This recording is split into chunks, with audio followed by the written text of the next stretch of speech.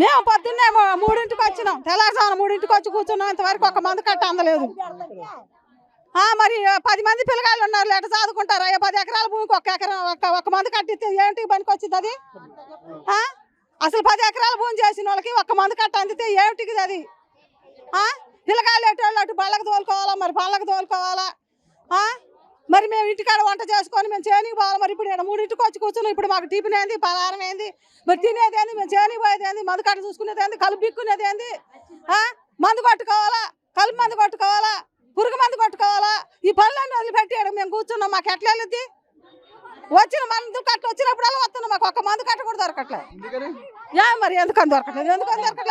Line కూర్చుంటే ఆడలైన్ అంటున్నారు, ఆడలైన్ అంటున్నారు, ఆడలైన్ అంటున్నారు.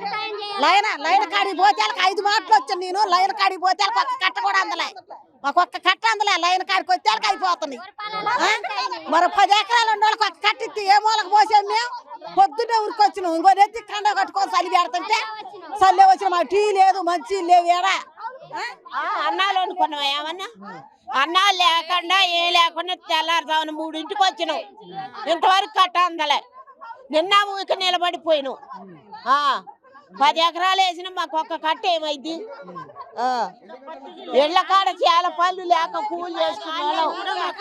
పత్తి అమ్మాలని కూడా మాకు సంధి ఇవ్వటం లేకుండా చేశారు. మరి పత్తి ఎట్లా అమ్ముకోవాలి, మిర్చి ఎట్లా అమ్ముకోవాలి? మాకు మంది కట్ట ఎట్టు నుంచి వస్తే ఒక కట్ట సరిపోయిద్దా?